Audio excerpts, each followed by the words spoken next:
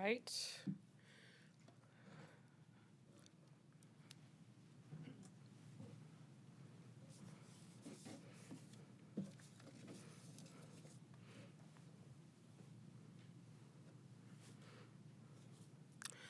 All right. Good morning. Are we still in the morning? Good morning, everyone. Thank you all for joining us here today. I'm San Francisco Mayor London Breed. I'm joined by member of the Board of Supervisors, Supervisor Aaron Peskin, as well as the Director of the Department of Public Health, Dr. Grant Colfax, the Department of Emergency Management Director, Mary Ellen Carroll, our Police Chief, Bill Scott, and our Fire Chief, Janine Nicholson, as well as other officials. And we are definitely practicing social distancing by having at least 6 feet apart from one another here in this location, but also this virtual press conference is an opportunity to demonstrate the kind of behavior that we want to see happening all over the city. We want to thank members of the press for their patience and for accommodating the change in order to help protect and keep them safe as well. And we also want to thank members of the public because we know for the most part, so many San Franciscans have really stepped up and really focused on social distancing and also helping to support and educate neighbors and other people as to what's most appropriate to do during this time. I know that we oftentimes refer to social distancing as saving lives, and I want to be clear that it will save lives.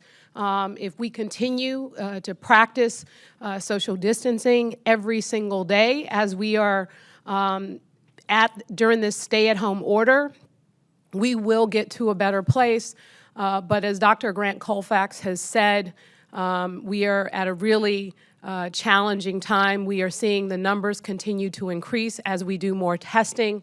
And we also know, as we said in the last press conference we held, that we will need more beds, we will need more ventilators, we will need more support. So what you are doing by socially distancing and staying at home and only going out for essential services, what you are doing is you are helping reduce the number of people who are infected. So I want to thank you all so much for everything that you've done to help us get this far. And I know it hasn't been easy. We still have a lot more time ahead of us than we do right now behind us. Your patience during this very challenging time is definitely appreciated. I want to start by providing an update on some real positive information that we just received because sadly we know that testing is very limited. In San Francisco, at the Department of Public Health, they've been able to administer now 150 tests each day. That does not include the private hospitals, and this is information that we anticipate that we will receive sooner rather than later.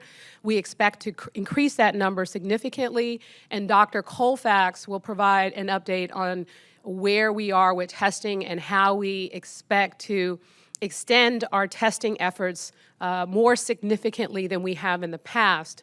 But the good news on that front is now, thanks to Kaiser and Blue Shields, we will be able to provide testing for the healthcare workers who are on the front line and working with patients who have been infected, as well as many of our public safety officials, our firefighters and police officers, and those who are on the front line. We will prioritize them for testing. We know that so many of them are very concerned that they are doing this work in the community.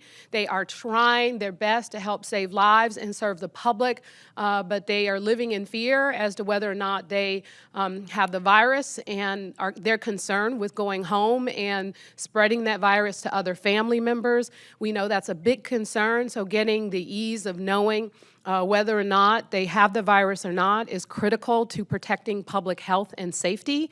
And so we will be prioritizing public health and public safety officials for testing.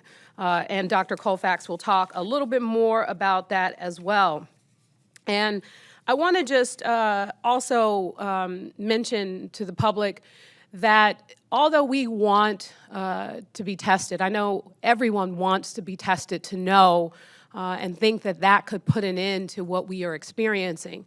And I want to be clear that in light of having sufficient testing for all San Franciscans, social distancing is the key. And I know I keep mentioning it, but I can't mention it enough because regardless of how many tests or who we're able to test, that at the end of the day is going to make the most impact. So please continue to practice social distancing. I want to talk about, since today's Friday and the weekend is approaching, and we know what happened last weekend.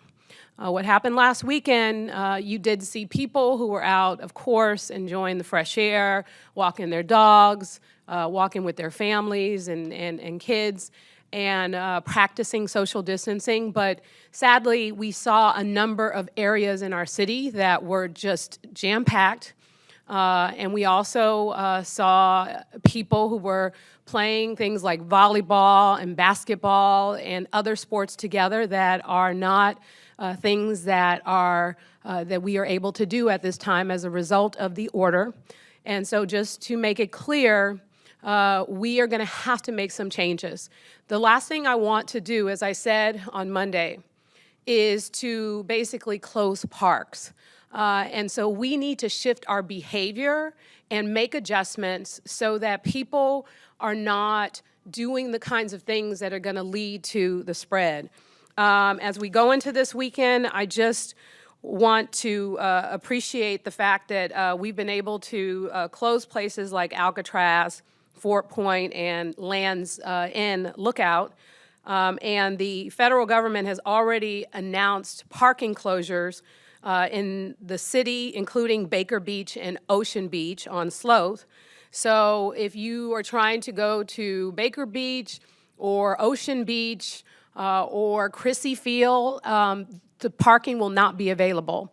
And we will be monitoring the neighborhood to make sure that there isn't an influx of vehicles that are impacting the parking in those particular neighborhoods. We don't want people to get in their cars and drive to Ocean Beach. What we want people to do is stay at home, and when they need to go out and get some air, walk outside, go and to a park within the proximity of your neighborhood. Please don't get in your cars and drive to Ocean Beach or Crissy Fields or other places like that. So we're going to be closing parking lots in Crissy Field, Fort Funston, and the lots in the marina and Ocean Beach, as we said, and specifically near Beach Chalet. So we hope that by closing this area off to cars, that people will start to get the message of why we are pushing folks to really try and stay, get your fresh air, walk your dogs, but don't get in your cars and drive to specific locations to play volleyball with your friends, to have picnics, to have wine parties. Zoom is a great tool to have wine parties and other connections with one another, with friends and family members. I've just discovered that as a very great tool for socializing. But the last thing we want to do, as I said, is to start to close the last bit of fresh air that we're able to get during this very difficult time. And so parks, we know, are essential. And I know other places have chosen to just close parks and other places down. We don't want to get to that place, but if we see more people playing in basketball courts, if we see more people playing volleyball with one another and baseball and some of the sports that are more team-related, we will have no other choice. So it's still okay to go out and walk. It's still okay to go out and ride your bike and run. And I just want to give a message to the runners because I had an experience when I was out walking yesterday. I was walking in a narrow area, and the runner still decided to run very close next to me. It would have taken like 3 seconds for the runner to wait until I crossed the bridge area to get by so that we could maintain that 6 feet. So I'm asking people to be considerate of one another. I'm not asking you to go out in the street and risk getting hit by a car. I'm asking you to just maybe wait a minute or two to allow people to pass within a safe distance. Again, we all can play a role in making sure that social distancing is practiced by everyone. And the fact is, we're in this for the long haul, so there's no need for any of us to be in a hurry. I want to also talk a little bit about what's happening with our homeless population. Because we know that there are so many people who are very concerned about what this could mean, not just for the people who sadly are sleeping outdoors, but what does this mean for people who are in congregate living settings like Laguna Honda, our single room occupancy hotels, and all of these other places. And so we have been working on a number of things, and I just want to talk a little bit about what we have done and what we will continue to do, and hopefully give people an update on where we actually need to get to as well. Starting next week, Moscone West will open up, and supplies are being delivered this weekend.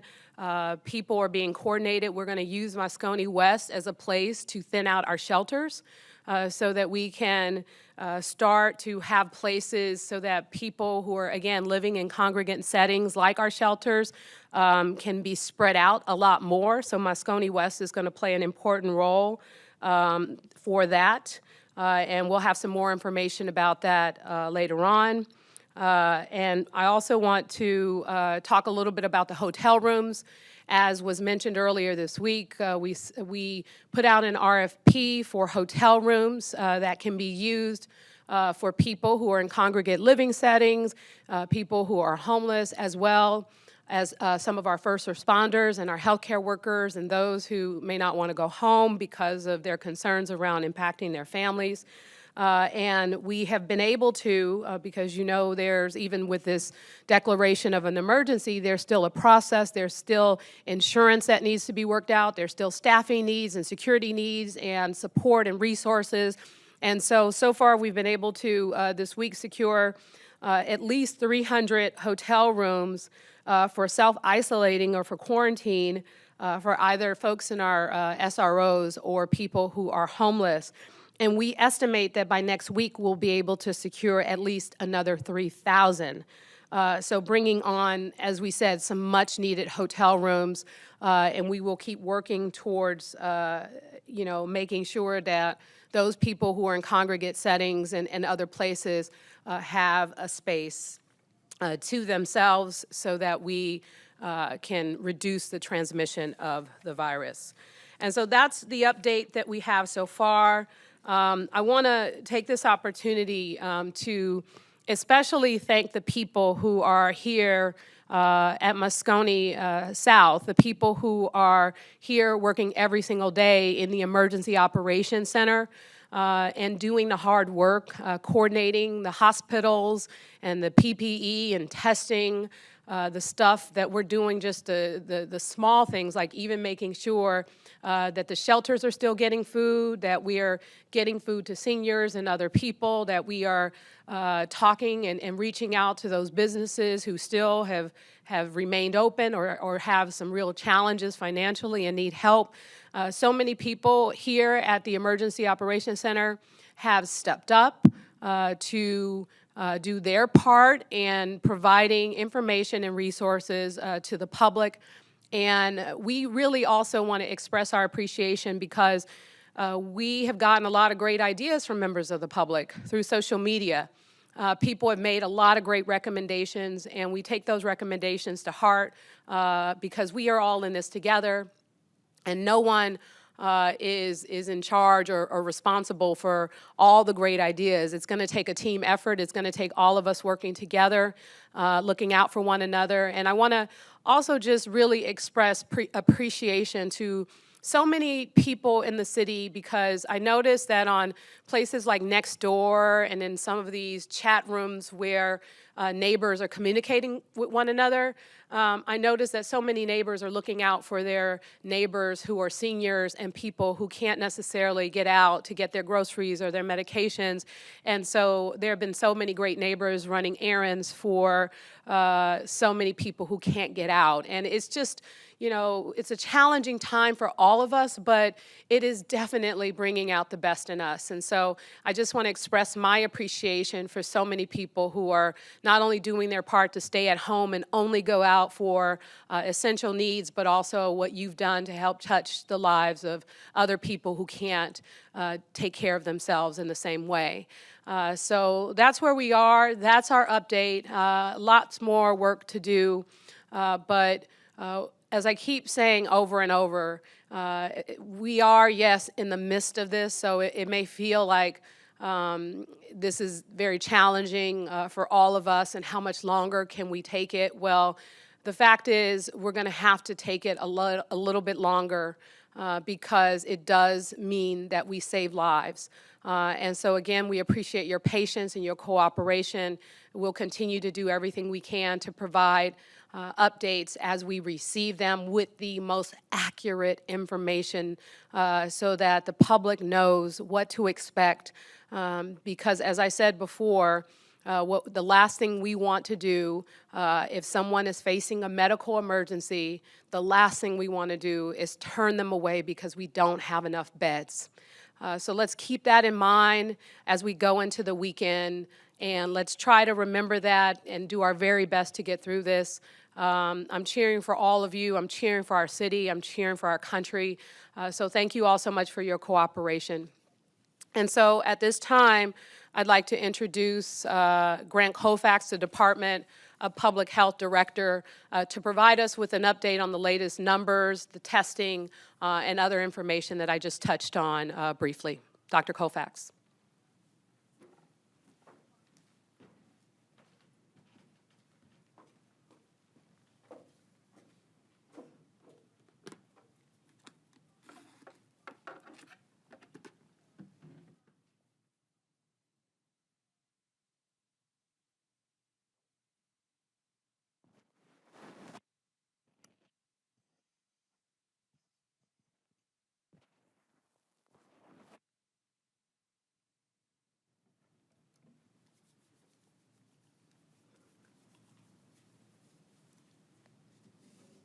Thank you, Mayor. Good morning. I am Dr. Grant Colfax, Director of Health. Today, I am bringing several important updates. I will talk about the situation at Laguna Honda Hospital, protecting healthcare workers, and significant new expansions of testing. But first, let me remind everyone, we need San Franciscans to stay at home to save lives. I also understand that some of us are essential workers and cannot stay home right now. However, if I could stay at home right now, I would be staying home for our first responders and healthcare workers on the front lines. As we continue to respond to this rapidly evolving outbreak, we are always thinking about what's ahead and what's about to come next.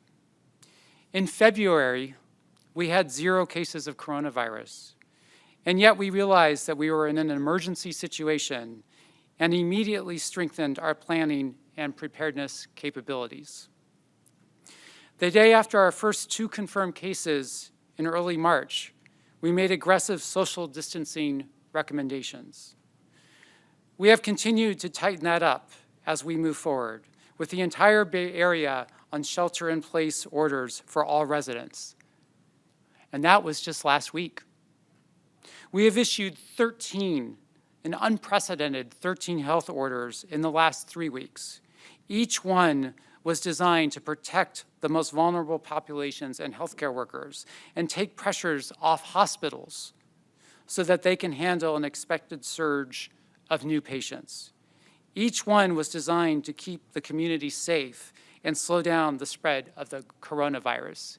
Each one was grounded in data, science, and facts.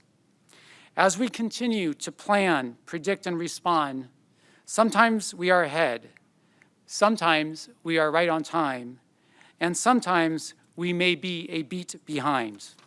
But so far, we have been preparing for just what is happening now. And we will continue to use data, science, and facts to be as proactive as possible to protect our community and reduce the harm that the coronavirus causes. I want to turn to the hospitals, particularly Laguna Honda Hospital. Yesterday, there was quite a bit of news in our own public health care system. Coronavirus has arrived at Laguna Honda. Unfortunately, this was not a surprise. The pattern of the disease clearly shows that long-term care facilities and their residents are particularly vulnerable to the disease and the spread. From the start, we have taken many steps to protect the patients and staff at Laguna Honda, and we will continue to do so.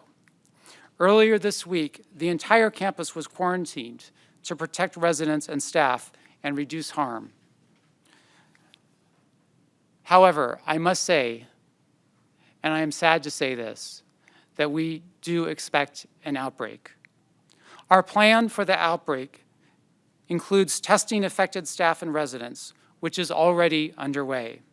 We have begun bringing in additional resources, including staff and expertise on long-term care, infection control, and infectious disease from our own DPH system, but also reaching out to key partners, including UCSF and Sutter Health, to strengthen our response.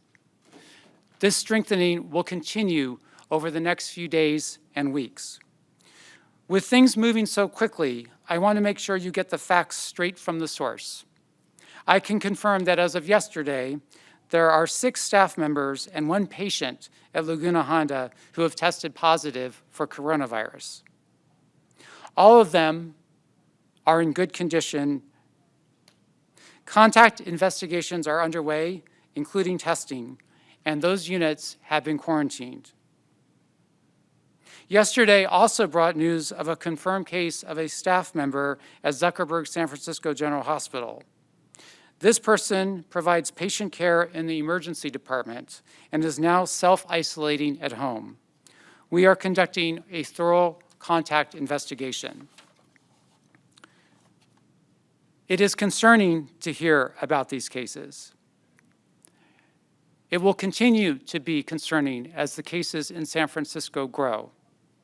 We now have almost 300 confirmed cases in San Francisco, and each person is someone with family, friends, and community who care very much about them. The health department cares very much about them.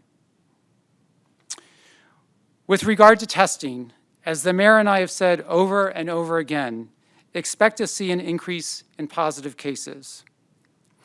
And with regard to the increased infections, do not be surprised because we've been increasing our testing capacity throughout the city. Simply put, the more testing we can do, the more cases we will find. We've also taken steps to make sure we are getting the data we need to be successful as possible in our fight against the virus. On March 24th, Bay Area health officers issued a joint health order requiring all labs, commercial or academic, to report all test results to the state and local health authority. This will help us be more precise and know across San Francisco, across our community, how many tests are being done and what is the positivity rate. We simply need to know where we are to better understand where we may be going. This increase in data will be used to refine our models and our strategies to mitigate the virus spread. And we are working with the foremost experts from UCSF and UC Berkeley to enhance our modeling capabilities. We truly have some of the world's greatest experts on virology and disease epidemiology, both nationally and internationally, working with us every day. As availability of commercial and academic labs have grown, we have also been looking internally at ways we can boost our own public health lab testing capabilities. From when we started testing on March 2nd to today, we've increased our testing capacity by 3 times through automation of certain processes. We are now running 150 tests a day, up from 50 when we began testing. And I am pleased to say that by next week, we are hopeful that we will surge that testing to as many as 450 tests a day in our public health lab alone. Our plan is to keep improving our testing capacity and further in the next few weeks. We are also continuing to work with private partners to expand even more testing for the public. We have great partners at Kaiser, UCSF, CPMC, and Sutter that have been offering drive-through testing. And next week, thanks to Mayor Breed, we're excited that we're adding 3 new drive-through drop-in centers for testing through our partnerships with NEMS and Brown and Tolan.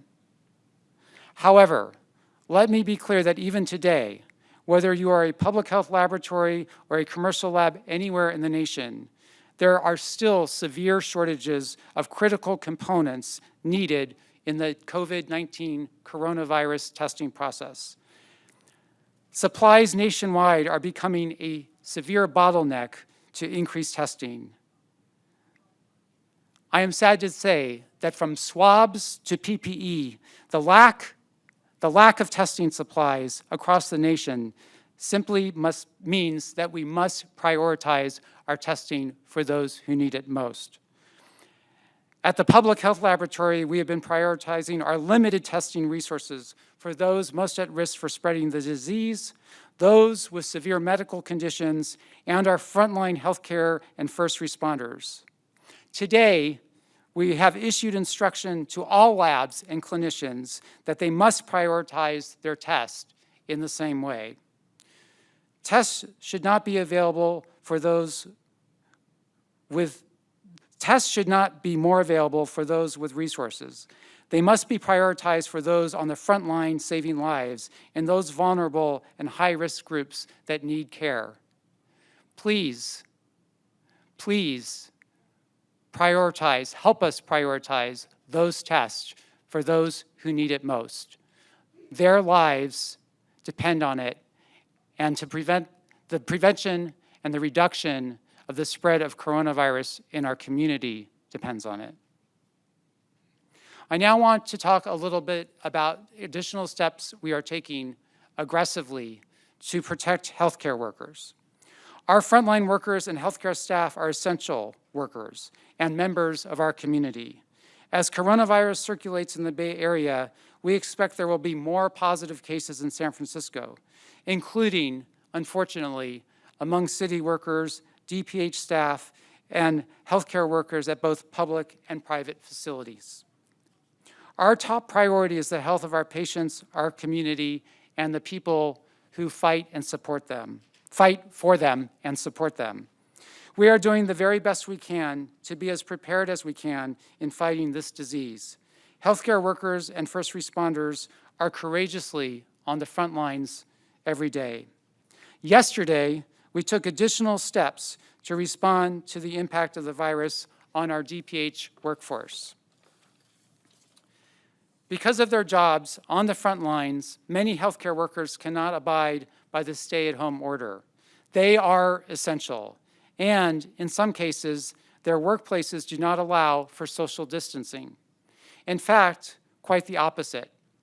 Several jobs in our healthcare system involve close contact with other staff members in vulnerable populations.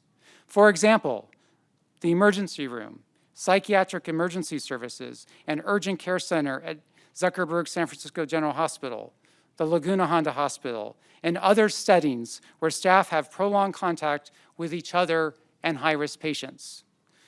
These workers come to work every day where they are at risk for community spread, for transmitting the virus to each other, and for exposing the high-risk populations they serve. So we have issued new guidance above and beyond CDC recommendations to provide isolation masks for people who work in these settings in our healthcare system. We will be providing isolation masks to workers and patients in many at-risk settings. This is another way we can protect both groups. We are doing our best to balance keeping our workers safe as possible in the high-risk areas while also being constrained by a limited supply of masks.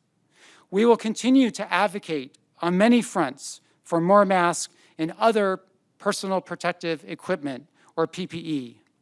But I feel it is essential to move forward with these additional protections today. I can't stress enough that every healthcare provider in the city, from hospital CEOs to doctors, nurses, and other frontline workers, wants there to be enough PPE for the patients and the healthcare staff. PPE is in short supply everywhere. We are working hard to make sure the supplies are here when we need them. That includes state and federal advocacy, working with large donors and through the supply chain to secure the PPE we all need. Our top priority is the health of our patients and the people who care for them, and PPE is an important part of what is needed to do it right. Finally, I want to remind all San Franciscans of the importance of following the stay-home order to protect yourself, your loved ones, and our entire community. If you aren't performing an essential task to keep our city running right now, then you only have one job. Stay home and keep yourself safe. Thank you, and I would like to introduce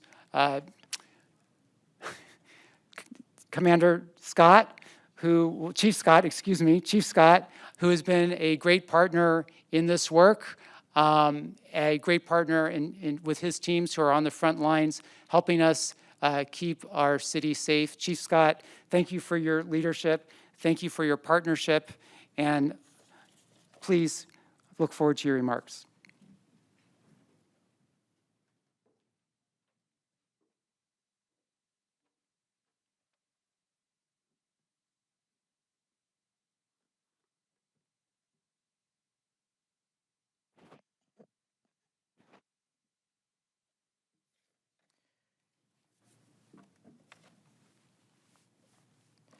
Good afternoon.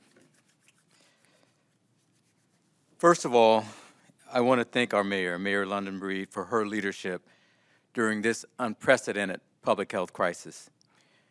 I can speak on behalf of the men and women of the San Francisco Police Department. We are extremely grateful to our mayor, Mayor London Breed, and Dr. Grant Colfax, that they have made safeguarding the well-being of San Francisco's first responders a priority.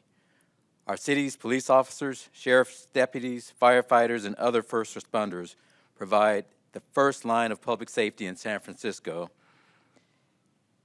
and we need to keep them safe and keep them healthy. So again, I want to thank Mayor Breed and Dr. Colfax for making first responders a priority in testing for COVID-19. We're constantly on the front lines, and we are expected to always be there. By providing this testing, we can help slow the spread of COVID-19 among our first responders so they can continue to provide public safety and protect the health of the public at large. I'd also like to thank our city's hotels because they have stepped forward to offer rooms to our first responders who may have to quarantine because of the COVID-19 virus. Having this support from our city leaders and from our city at large strengthens our morale, strengthens our health, and strengthens our resolve. And we know that we will need to have resolve during this crisis because we don't know how long we're going to be in this position. The mayor mentioned some of the areas where we've seen gatherings over the past week, and I want to lay out what you should be expected or will be expected to see this weekend from us, from law enforcement. This weekend, we're going to have people out. There will probably be a lot of people outside, as there were last weekend. But please be smart and adhere to the public health warnings of social distancing. I cannot emphasize that enough. Use common sense, be smart, and expect to see us out there. It doesn't make sense for people to be out and not pay attention to the social distancing requirements, 6 feet, as laid out by our health officials. We've seen in other cities that are having a harder time right now than we are. We've seen gatherings in this city that have put others at risk, and we need everyone to think for a minute of who you are putting at risk when you do not adhere to public health warnings. Think of your grandfather, think of your grandmother, think of your sick child, think of the other people who you may be putting at risk by not adhering to this public health order. We'll be out this weekend in some of the places where we've had issues with gatherings. That include the Embarcadero, Dolores Park and other city parks, the Marina Green, the Panhandle, Stern Grove. Exercise facilities in the park, as the mayor's laid out, will likely be closed in many of your parks. We've seen, by and large, excellent compliance from the people in San Francisco. We want that to continue. As we have laid out in previous press conferences, we have enforcement protocols, and for those of you that are interested in knowing what they are, you can find them on the San Francisco Police Department website. Our approach has been progressive. We have started with education, and we will still educate the public.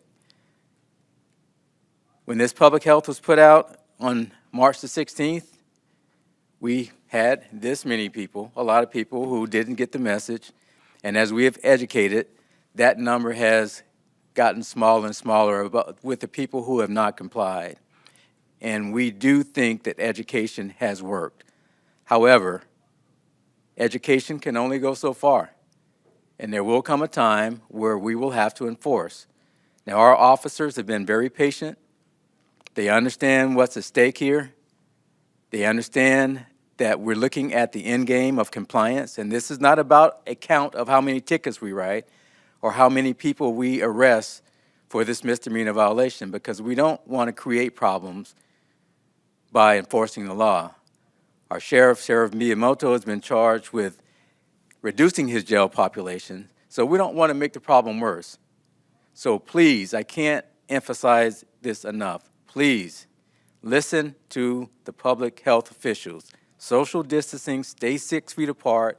We want people to go out and get air, but our officers will be engaging. They will be communicating. For those that have been warned repeatedly, there will come a time where we will have to enforce, and that is a fact of life. We hope we can avoid that, and by and large, people have been complying, but please listen to these public health orders. I cannot emphasize that enough. We want everyone to use just good common sense. Stay 6 feet apart. If you're going to exercise, have respect for others around you. If you're going to go to the grocery store or wherever you need to go to keep essential items in your household, practice those same protocols. If you have to stand in line and wait to get in your market, your grocery store, stay 6 feet away. We've been actually putting out photos on our website of people who have done just that, because we want to show that by and large, San Francisco's population, our residents, we get it. We understand what's at stake. We want to catch you doing something right instead of catch you doing something wrong. This weekend, you will see us out there, and from the bottom of my heart to our mayor, to Dr. Colfax, to the city leaders, on behalf of the first responders, we really appreciate what you have done as far as prioritizing testing sites for first responders. The last thing I'd like to say is we also understand that community leadership is a big part of getting compliance from the people in our city. And with that said, I'd like to introduce one of our community leaders, Marcia Contreras, who is the Deputy Executive Director of Mission Housing. Thank you.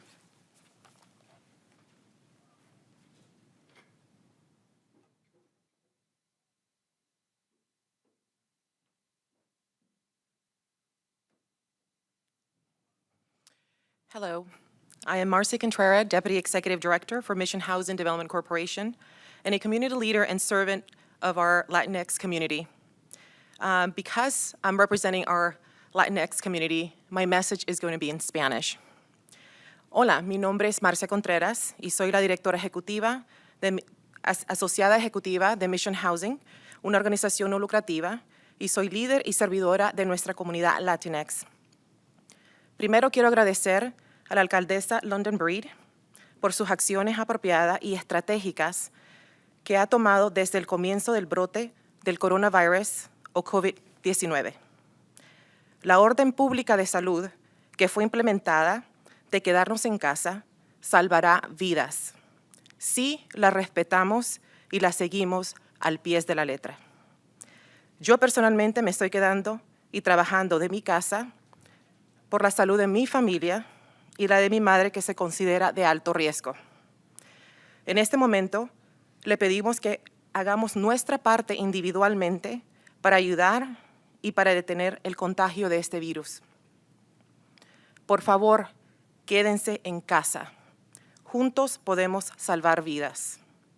En este día estamos lanzando una campaña por medio de los medios sociales y lo invitamos que ustedes mismos desde su propia casa puedan diseñar un video en el cual usted puede decir por quién se está quedando en casa, por qué razones lo está haciendo. Y en espíritu de solidaridad nos gustaría, escuchar de todos ustedes por qué y por quiénes ustedes se quedan en casa, quiénes para usted es importante en su vida. En particular, queremos que usted pueda nominar a un amigo o una persona y al concluir su video, por favor, incluya la siguiente frase: hagamos nuestra parte juntos, quedémonos en casa y juntos podremos salvar vida. Agregue el hashtag al final, detenga el contagio. Muchas gracias.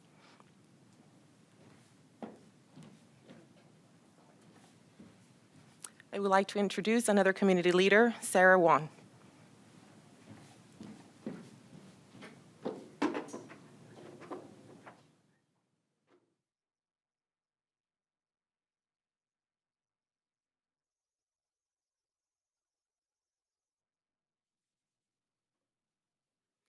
I'm Sarah Wan, Executive Director at Community Youth Center and a community member in Chinese community. And I'm going to say the message in Cantonese. 大家好，我係溫靜婷，社區青年中心嘅行政總監，我亦都係三藩市華裔社區嘅其中一員。公共衛生指令忠告市民停留家居可以避免感染，協力抗疫亦都可以保衞生命。為咗保護我哋嘅屋企人，包括我90歲嘅媽媽、我嘅親友同埋我嘅同事，同埋社群之中嘅長者、幼童同埋長期病患嘅人士，我哋一定要遵守呢一個公共衛生嘅指令，留喺屋企，避免出街。為咗防止新型冠狀病毒影響我哋成個社區嘅健康，要做好我哋嘅本分。希望你提醒所有嘅人士要注重衛生，遵守指令，為人為己。留喺屋企裏邊，保護生命同埋同抗疫情，我哋一定可以衝過呢一個嘅困難。Stay home and please stay alive. It is a global virus. Thank you.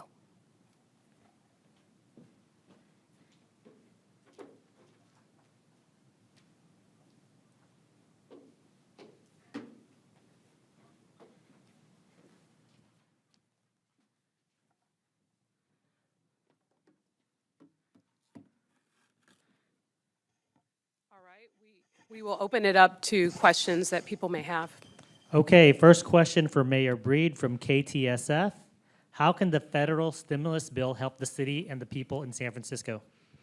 Well, we are hopeful that it will start helping the people of San Francisco sooner rather than later. We have been told that we can expect some of the individual checks that will go to those qualified, hopefully in the next couple of weeks. And we expect the same to happen with the funding support to go through the state and distribute it down to various counties, including San Francisco. And we are working closely with our Speaker, Nancy Pelosi, to speed up that process because we know that there are a lot of people suffering financially right now. Okay, second question from Dominic, San Francisco Chronicle. Mayor Breed, can you describe how the city is approaching using public or even private spaces to confront COVID-19? So I think part of what we are doing is, of course, reaching out and looking at our existing inventory. And one of the reasons why we are able to open Moscone West next year to help thin out our shelters and to help support our homeless population has everything to do with having access to this particular facility. So we will take the opportunity in every instance to use our public resources at our disposal and any other private resources that could be available, including the one that we are doing by developing a relationship with the Hotel Council, issuing an RFP for hotel rooms. Nothing is off the table because we know, in addition to housing people and quarantining people, whether it's with a hotel, an RV, or other spaces, we are going to need to prepare for any situation, including conversations around where other hospital beds might go and how we might be able to address this challenge as it rises. Okay, follow-up question from the Chronicle. As the city braces for a surge of new cases, do you think you'll be aggressive about allocating public or even private spaces for that cause? Do we think we'll be what? We'll be aggressive I'm about sorry. allocating public and private spaces for medical surge, Allocating? or using public and private. Let Oh. me read the question again. As the city braces for the surge of new cases, do you think the city will be aggressive about allocating public or even private spaces for that cause? Oh, definitely. And let's be clear, because what we are doing now is preparing to use those spaces. But there's a lot that goes into any space that we have. We have to make sure that they are not only staffed, but that the people who are providing the support have the protections that they need as well, that we have the appropriate security, that we have the appropriate systems in place. But getting access to spaces, I don't think is going to be the difficult part. We are going to have to make sure that we have the resources necessary in order to accommodate whatever the need is for the particular space, and we will do everything we can to get a hold of as many spaces as we possibly can. Next question is from Stephanie, ABC7. Earlier this week, you talked about addressing the crisis to help homeless populations. What is being done now? So I have Abigail Hill here from the HSA, the Human Service Agency, who can answer more in detail. But I think I've made it clear in my earlier comments in terms of getting access to hotel rooms. And I just want to add to my earlier comments. First of all, as I said, we put out a request for proposal to get access to hotel rooms and working with the Hotel Council. The contracting process has allowed us to have 300 in our inventory now, and we expect to have another 3,000 by next week. There is a process that unfortunately has to be worked out, including issues of insurance, as well as who's going to staff. The security to make sure that people are obeying the order, especially if they're quarantined, and also what kind of wraparound supportive services the people that will be housed in these locations need. Because we want to be clear, one of the biggest challenges we are going to face is not necessarily finding locations, sadly, for people who are homeless, but people who suffer from substance use disorder and people who have mental illness. The difficulty that we are going to have as a city in keeping them in quarantine or keeping them on an order to shelter in place is going to be difficult. So we have to make sure that we have the resources necessary to do that. And we also have to make sure that we protect the people that we're asking to put their lives on the line to basically staff these places and provide supportive services. So it's more than just we have all these hotel rooms. It requires a lot of work for many of the folks that we are going to be working with who are currently homeless. Probably less so for people who are, for example, housed in some of our SROs, but it requires a lot of coordination. It also requires the need to increase our capacity to manage it. The last thing we are going to do is rent a hotel, start putting people in the hotel, and then chaos breaks out, and we have no plan in place in order to address it or control the situation. And what I mean by chaos, people transmit the coronavirus, or people who basically need support or services, or who are difficult to talk to or to work with, who need other things, will potentially have some real struggles. I mean, let's just be honest. People who suffer from substance use disorder, this is going to be a challenge for them. And so we are going to have to make sure we have systems in place to deal with that. I think Abigail is here. I don't know if she has some things you want to add to that as well.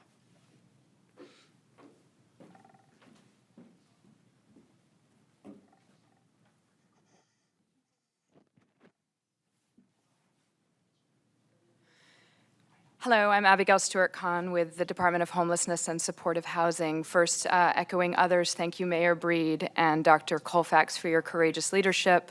To our city partners and our nonprofit direct service providers, our tremendous gratitude.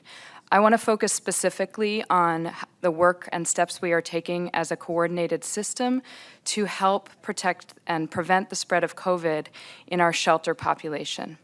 We've taken multiple steps over the course of the last several weeks in constant communication with our shelter providers.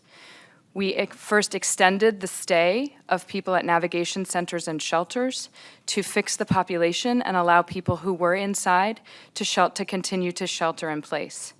We've made the extremely difficult decision, with the guidance of the Department of Public Health, to pause shelter intakes temporarily. This allows several things. It allows us to pause people coming inside and potentially bringing the virus with them.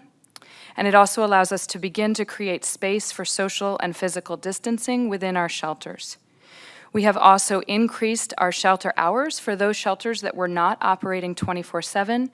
They are now coming online to be 24/7 with increased meal service, increased staffing, increased cleaning protocols, and a whole lot of hard and creative work. And finally, we are recommending, or the Department of Public Health has recommended, that our shelters follow CDC guidance around physical distancing. And I appreciate the opportunity to clarify here. As those of you who care about our homeless population know, that people living in our shelters do not have enough space. They are very close together. And so we've taken the steps that I've outlined, and then we are also working creatively with our nonprofit direct service providers to create more space whenever possible. So, for example, if we close a drop-in center and that is connected to a shelter, that allows us to move beds apart in that space. And we're working with each of our providers on a site-by-site basis. In order to get to the 6 feet, we are working through the Human Services Agency, which is responsible for mass care and shelter, to bring on sites such as Moscone West, which Mayor Breed mentioned, and others in the future to allow for further social distancing. Thank you. Okay, our next questions are for Public Health, Dr. Grant Colfax.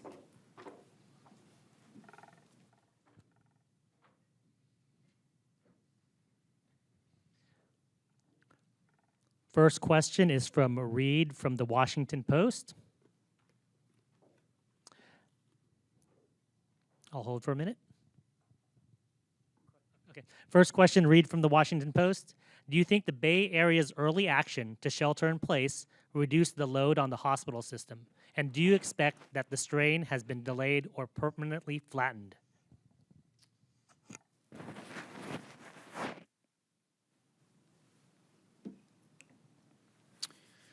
Well, look, here are the facts. I hope that's the case, but we simply do not know yet. It is too early to tell. Based on the science and the data and looking at what has been successful in flattening the curve in other countries, we are hopeful. But we also must prepare for a less flattened curve. If we look across the country to what's happening in New York right now, it is still plausible that we could be in that situation. in the near future, but we are watching the data. I think what's important is that this was a regional approach, an unprecedented regional shelter-in-place approach, and for it to work, people need to follow the orders. And with the help of people in this room, across the city, individual community members, Chief Scott and his team, we are hopeful that this aggressive early action will have an effect in flattening the curve and save lives. Next question, or follow-up. What kind of early steps did the Bay Area take to ensure there was enough resources for hospitals and to increase capacity? Well, as in almost every major urban center, our hospitals at baseline, before any of this happened, are full and often overflowing. So we took key steps to ensure that there was greater capacity to manage at least an initial surge of coronavirus infections. We took several very important steps early on. First of all, we escalated hiring staff so that we would have more staff to manage an initial surge. We asked people to only use emergency rooms as a last resort if they were very, very sick and could not get the help they needed from their primary care provider. This created very important space in the emergency rooms for handling the people who are sickest. We also issued a public health order to prohibit all but essential medical procedures, including elective surgeries. This freed up operating rooms and staff to better prepare for the surge.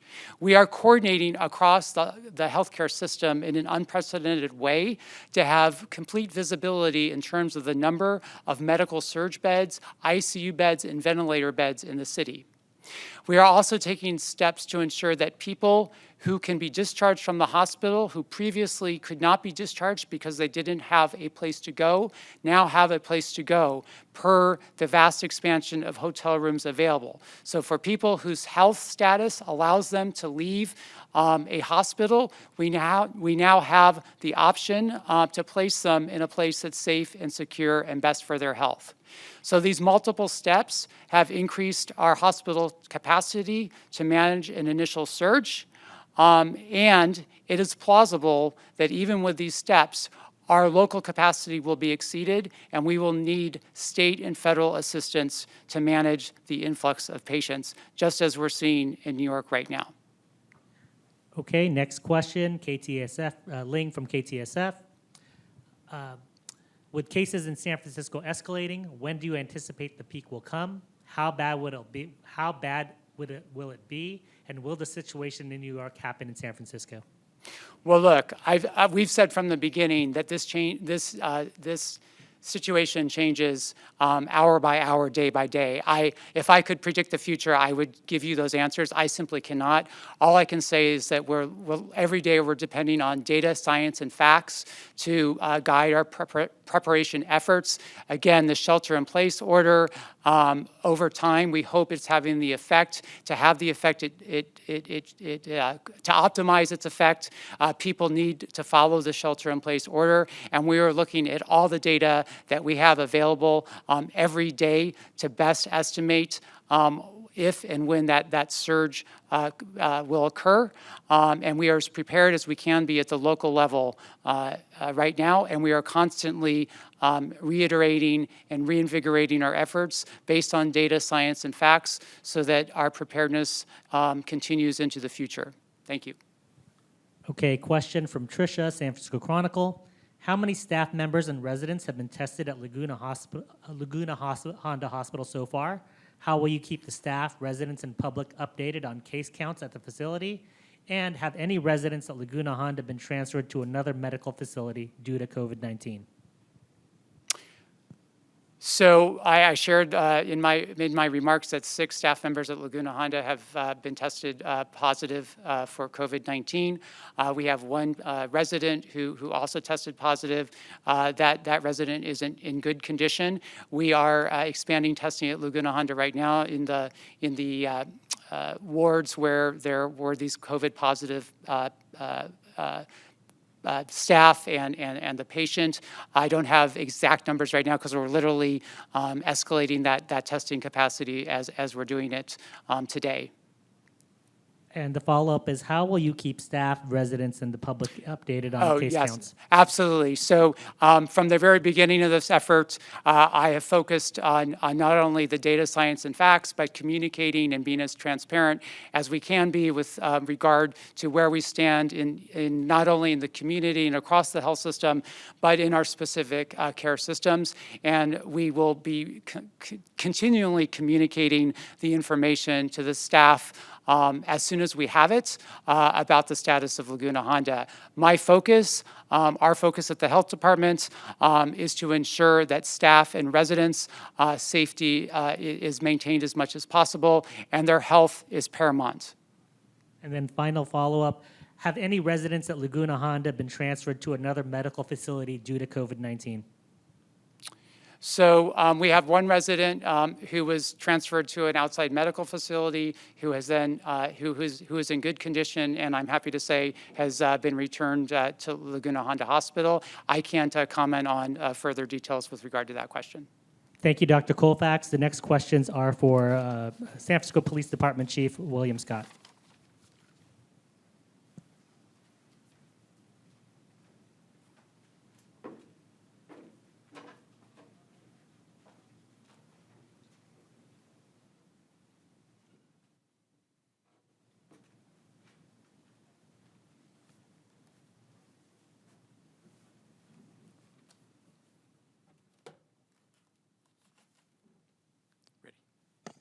Okay, question from Wilson Walker, KPIX, and I'm going to read this question. Plenty of crowds on corners in the Tenderloin, some with nowhere to go, others dealing drugs. Are there any plans to address this crowding? Yes, and that's why it's really important that we work with all our city partners to address this issue. It's a very difficult issue. Crowds on the Tenderloin, and I've been out there with our officers. I've seen it firsthand. Some people comply, some people don't. But we have to keep going back and trying. The drug dealers, you know, there is still space in our jails. Now, I want to reemphasize something. You know, for people that are committing serious crimes, and I think at this point, right now, what we're trying to do, those individuals that are out selling drugs and causing gatherings to be worse because people are gathering to buy drugs, that's a public health problem. So, yeah, we still have room in our jails for those type of individuals. Our officers have been out, and we're trying, again, to educate people and give them an opportunity to comply. But as I said earlier, there comes a time where enforcement is appropriate. You know, we do want to save our jail space for the people that are committing those serious crimes, like the 3 homicide suspects that we arrested for March 16 homicide this week. We have room in our jails for those type of individuals, and you know, we still have to do that job as well. So we know it's a difficult task, but we're working with every partner in the city to make this situation better. Okay, question from Christian Kaplan, KTVU. Wondering if there are any planned road closures to discourage people from going to high-traffic locations or wholesale closures of some parks to prevent congregating. We have not, the San Francisco Police Department have not closed any roads, but again, all options are on the table in terms of what we need to do to protect the health of the public in our city. But at this point, we have not closed any roads. And Mayor Breed is also going to address this topic.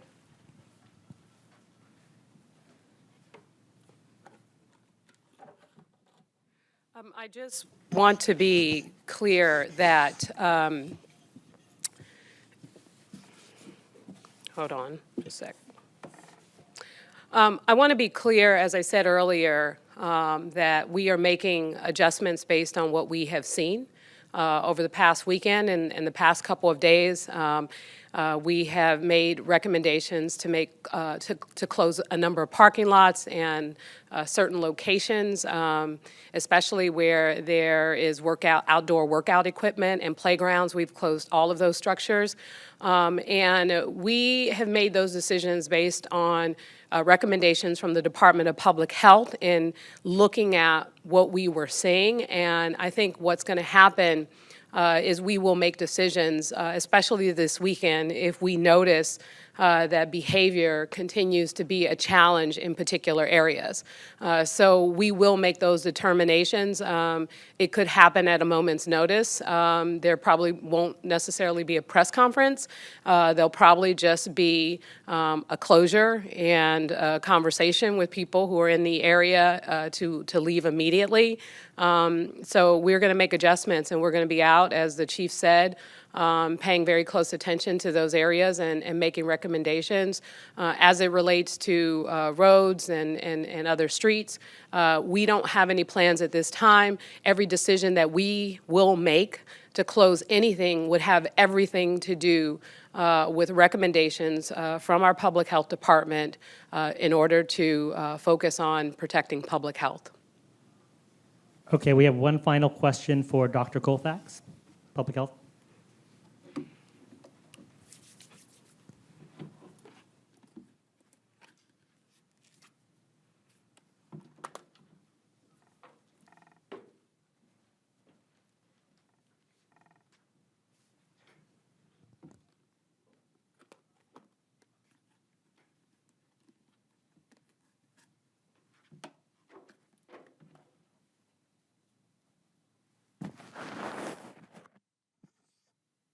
Okay, Dr. Colfax, this question is from Ron Lin with the LA Times. Could Dr. Colfax explain why he believes a surge would come in the next week or two, and is that still plausible? Well, look, right now we have 279 cases of diagnosed COVID-19 patients in San Francisco, and unfortunately, we've had 3 deaths. I cannot predict when the surge will come and how high the surge will be. Our efforts are to flatten that curve. And again, we have taken early, aggressive, and science-informed efforts to flatten that curve as much as possible. Over the next 2 weeks, using the data from our community, the expertise of the scientists, the epidemiologists that we are working with, we will have a better sense of where we are on that curve. But I cannot speculate. If I could see the future, I would tell you right now what we need, where we need to be, where we will be in 2 weeks, and what we will need to do to address that in 2 weeks. Again, from what we know today, we are as prepared as we can be, and we will continue to monitor the situation, respond to a rapidly changing situation based on public health priorities. So that's where we stand today, and that's continued to be where we will stand tomorrow with our principles of following the science, data, and facts, and being as prepared as possible. Thank you. Thank you. That is our final question. This concludes our press conference. Thank you.